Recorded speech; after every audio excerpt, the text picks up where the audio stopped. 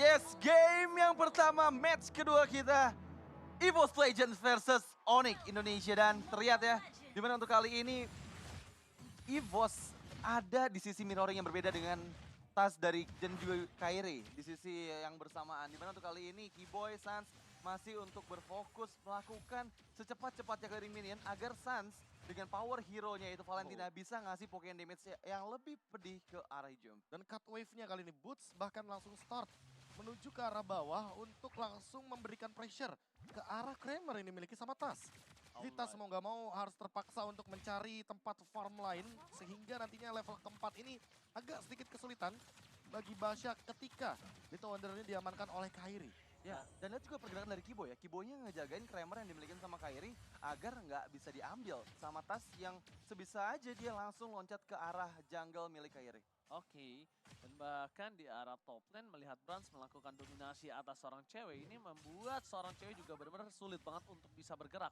Dan bahkan dari Keyboy sampai memberikan dirinya untuk bisa seorang cewek itu bisa farming. Dengan damage yang cukup besar dari seorang Dreams, itu nambah terus loh stacknya. Stack setiap dia meledak ke arah hero dari para pasukan dari Onyx ini akan cukup berbahaya. Melihat di arah mid lane, Sans memberikan sedikit distraction dan bahkan surprise terhadap seorang Ijume di early in-game equipment kayaknya tidak terlalu banyak ya. Ya, untuk di early game seperti ini tentu mungkin kita bisa sedikit melihat ya bagaimana perbedaan pemilihan item. Yang satu menuju ke arah Clock of Destiny dari Hijume. Sementara Sun seperti biasa dia bermain dengan early aggression. Sepertinya dia akan secepat mungkin mengamankan Entity Talisman agar nantinya dia bisa melakukan spam terhadap skill dari Valentina itu sendiri. Oke, dikasih level 4 terlebih dahulu. Sansnya bersama dengan Keyboy juga dikasih level 4 di arah mid lane-nya. Boost mengejar Psychots, gak boleh apapun terjadi. Black Dragon Soft sudah dikeluarkan menuju ke arah seorang Kairi. Bakal coba dipasang begitu saja. Langsung bersama dengan seorang Keyboy. Dan langsung Rapper masih bisa di-cancel dengan ada time journey. Tapi Kairi berhasil mendapatkan retribution-nya. Membalaskan dengan satu poin kill first blood di tangan dari tim. Dari Onyx dan bahkan Dreams benar-benar dipaksa harus menggunakan flickernya. Mau tidak uam kali ini Radit. Ya, manis banget appraisal rate yang ditahan tadi oleh Kairi yang membuat dirinya dapat mendapatkan last hit ke area turtle yang pertama. Dan gak hanya itu, Psychots yang udah gak terbalut lagi dari shield yang dihasilkan oleh Time Journey Dreams langsung bisa tereksekusi dan keuntungan di menit yang kedua menjadi milik Onyx Indonesia. Dan poin terberatnya adalah ada Valentina dari kubu Onyx. Sehingga kita akan saja bisa menyaksikan dua reverse time nantinya. Dan time journey-nya ini bakal menarik sekali karena bakal beradu-adu adu anti sisi. Jadi mau Keyboy menyerang dengan Petrify, dia pun bisa diimun. Dan begitu juga dengan kehadiran dari Psychots. Dengan Black Dragon Transformation, time journey bisa jadi Dan jawaban. bahkan jujur aja ya, kalau mungkin di time journey kali ini agak lebih diuntungkan oleh tim Onyx kalau misalnya dari seorang Sans menuju ke tim Onyx. Kenapa? Karena Psychots itu bener-bener nggak punya apa-apa lagi selain CC yang dia miliki. Dan langsung ada PN tembakan ke arah depan, berhasil di-clear dengan sangat cepat. Dan Onyx berhasil membuat para pasukan dari EVOS kali ini nggak bisa mendapatkan cewek. Dan rapati from Brans setelah dikeluarkan, Keyboy terkena sedikit pressure.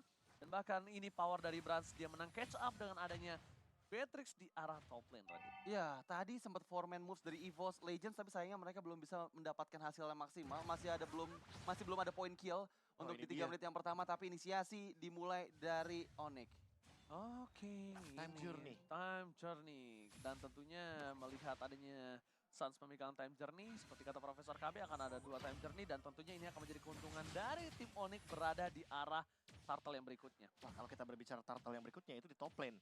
Boleh sih kalau misalkan habis clear langsung melakukan sebuah sweep ke arah bawah juga. Sama-sama mungkin dari Brans dan juga dari ceweknya. Karena sweep yang akan dilakukan mungkin sangat menguntungkan bagi kedua gold laner. Setidaknya tidak memasakkan damage build mereka atau presence mereka itu ada di early game. Karena sangat beresiko sekali akan ada pick off nantinya. Oke, cewek tidak terlalu takut karena dia memiliki time journey. Di depan sana Tas mencoba untuk melakukan sedikit Kairi is coming up. Terbuka posisinya, Rough Wave dan bahkan masih ada time journey. Retribution kembali tangan dari seorang Kairi. Double turtle didapatkan oleh pasukan dari Onyx dan bahkan di sisi sebaliknya. Dengan adanya rotasi yang dibuat sama Psychots, ini tidak bisa terlalu cepat untuk menuju ke arah turtle. Jadi Psychots gak bisa memberikan bala bantuan. Dan bahkan Boots full plating is a real variety overkill. Wow, full plating from Boots yang membuat dirinya akan unggul sekitar 300 gold di atas Psychots. Tapi balik lagi ya, Time Journey beradu dengan Time Journey pada saat di turtle yang kedua. Keuntungan lagi-lagi dipegang oleh Onyx dengan adanya turtle yang diambil tepat waktu penggunaan retributions yang dikeluarkan oleh Kairi. Tapi untuk kali ini pergerakan sudah mulai menuju kembali ke arah gold lane-nya. Alright, tebakan di depan sana akan ada teamfight kembali terjadi. Sanchez coming up, menuju ke arah depan. Time journey belum di pop up. Flicker bahkan harus dikeluarkan, tapi nampaknya misi rahasia yang dilakukan oleh para pasukan Onyx ini gagal. Melihat ada Tas mencoba untuk memberikan sedikit rotasi. Keyboy hampir gagal menuju ke arah base-nya.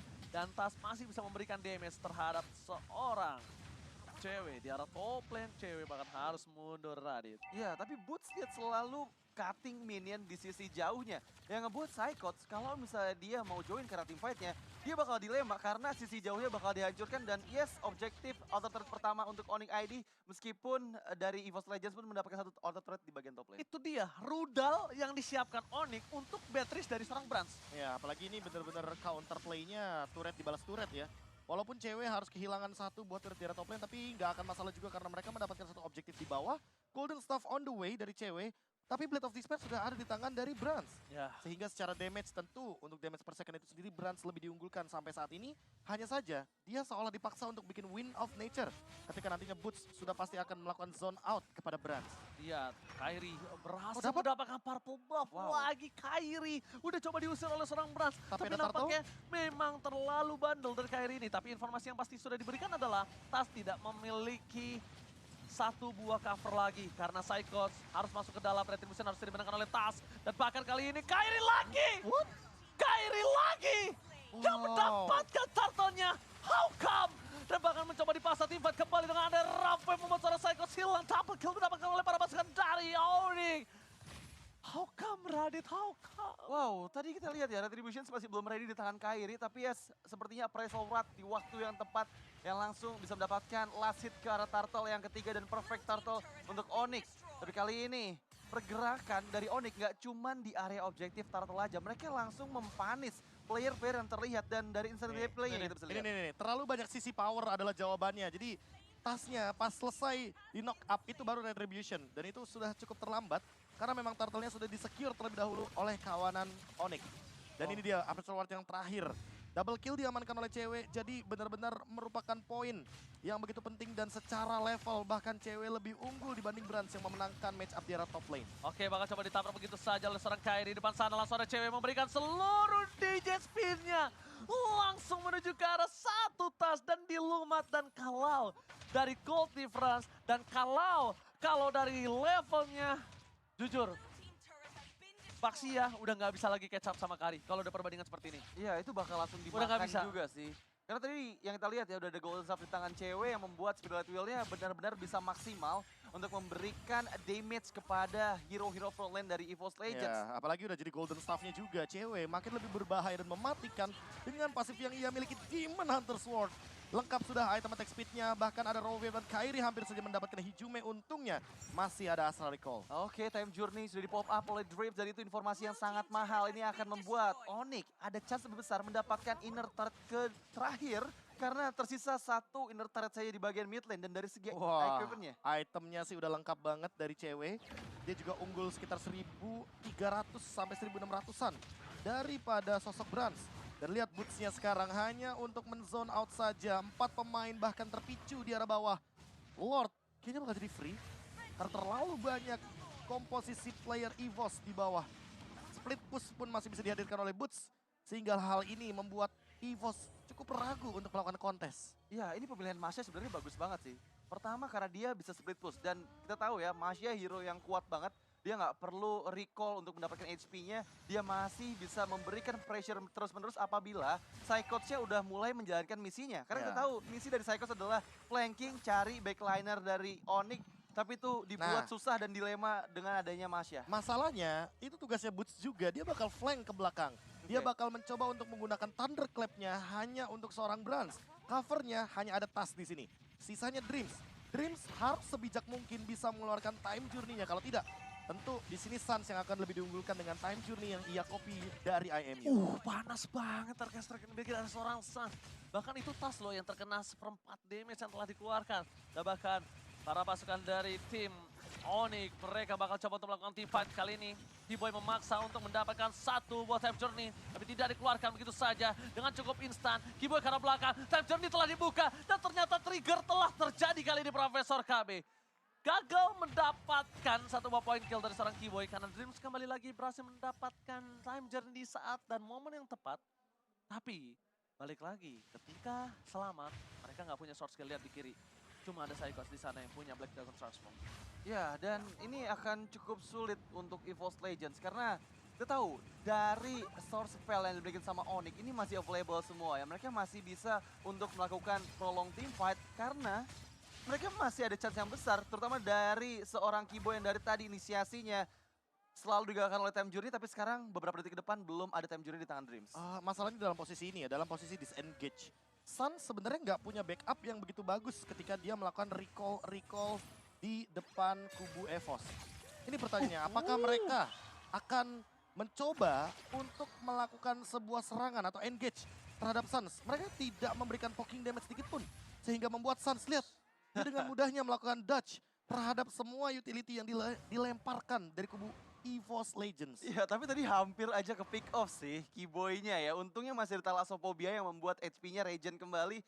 Tapi ya EVOS Legends sudah mulai dibuat nggak bisa keluar dari area teritorial yang mereka miliki. Mereka dipaksakan untuk ada di dalam semak-semak. Oke, bakal langsung tertangkap.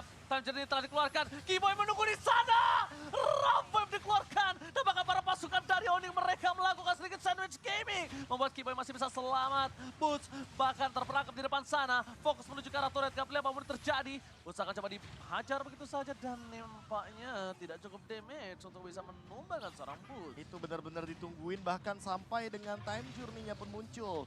Barusan Brans yang lagi melakukan power snipe dengan menggunakan Renner Apathy. Terlalu lama sepertinya di dalam rerumputan yang sangat berisiko sekali untuk disamperin. Dan ternyata benar-benar di-engage oleh Kairi terlebih dahulu. Boltnya beda cukup jauh. Jauh banget. Dimiliki. Dan bahkan lihat cewek ini udah full banget untuk ASPD-nya. Dia respect sekali dengan ada satu buah Tina Shield bahkan untuk menuju ke arah seorang Hijumi. Di sisi sebaliknya Lot menit ke-12 ini udah punya power yang cukup tinggi. Melihat dari posisi pasukan dari tim Onyx.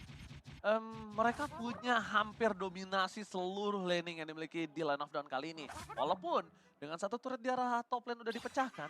Tapi gak ada satupun laning phase di arah top lane pun masih tidak dipegang sama para pasukan dari Masalahnya 11.000 gold loh. Ini dengan satu Lord aja mereka sangat-sangat kesulitan seharusnya untuk EVOS Legends melakukan defense terhadap 3 base turret yang menuju tentunya ke arah mid lane. Apalagi ini adalah enhance terhadap Lordnya. Jadi minimal ada 1 atau 2 turret yang akan hilang. Masalah defense tentu di sini masih ada Beatrix. Jadi power defense-nya sebenarnya masih bisa dikendalikan. Menurut aku masih ada chance untuk EVOS mempertahankan semua base-nya asalkan Astral Recall-nya ini bisa membuat setidaknya cewek nggak bisa terlalu maju ke arah bagian depan. Tapi yes, akan segera dimulai. Dimakan semua. Council Gaming telah terjadi. Mundur ke arah belakang. Distraction akan terjadi di 3 lane yang berbeda. Base-nya pecah 3-3-nya kali ini. Base turret mereka udah ompong, melompong. Tidak ada lagi pengawalan. Dan Super Minion masih bergerak. Mencoba untuk fokus menuju ke arah base yang dia miliki. Tapi nampaknya EVOS Legends mereka tidak akan bisa ditembus selagi masih ada Dreams dan time journey-nya belum dibuka sama sekali. Renner Apathy dengan Astral Recall belum keluar. Psychos bakal menjadi team fight kembali. Tapi lihat Keyboy di arah belakang sana. Memancing time journey yang telah dikeluarkan. Dan ini saja langsung fokus ke arah base. Gak peduli apapun yang terjadi. Ketika mereka distraction terhadap team fight. Fokus ke arah Keyboy. Boots fokus ke arah base. Dan mereka gak peduli. Game pertama akan mereka selesaikan dengan sangat cepat. Wow, game pertama berhasil dimenangkan oleh Onyx, di mana mereka mendominasi sekali dari semua lininya, dari semua lane-nya. Mereka selalu bisa mendapatkan objektif demi objektif dan bahkan tidak dapat poin kill sama sekali dari EVOS Legends. 0-7.